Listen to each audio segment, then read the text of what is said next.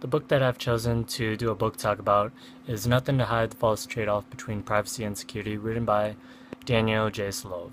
This falls under political and social sciences. Sorry.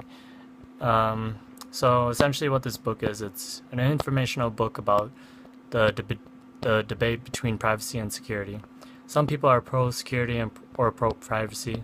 Now, the thing is, the common argument about this is, I've got nothing to hide. The government can do all the surveillance that they need to. However, in the book, as you read it, you will notice that the government is pretty much able to get away with all the searches and seizures that they commit because they are able to find loopholes within the law and constitution.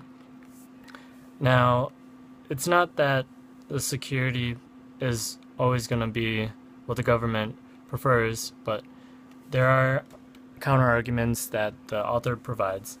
The author is not biased in any way when writing this book. They do a good job of providing both sides of the story and showing how one side, both sides for that matter, the benefits and cons of both. So back to that common argument of privacy versus security, and I've got nothing to hide, so why doesn't the government just do everything they can to surveillance just so we are secure?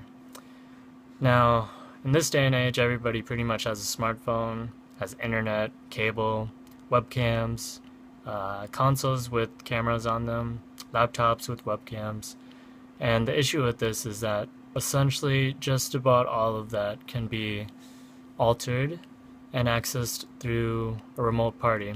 And that remote party can either be some sort of hacker that is not government affiliated, or it can actually be the government. And some people refer to them as the eye, and whatever you want to call it, that's completely up to you. But anyway, essentially, with technology advancements, there have been a lot of issues with how the government should be monitored. And even when there are restrictions to how the government can monitor, there has always been a way that the government seems to get around that new law, and there are many examples within the book that the author will provide if you do so choose to read this book. I recommend this book to everyone who has either issues, arguments, or concerns with the government and their privacy, or are simply paranoid.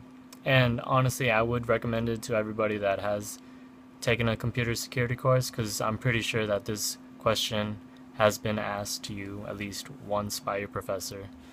What is the difference between privacy and security? Again, this book was called Nothing to Hide: The False Trade-Off Between Privacy and Security, and I hope you do choose to read it because it does get pretty interesting and it will make you start to go on the other side of the fence even though you've already decided to be on one side. Thank you.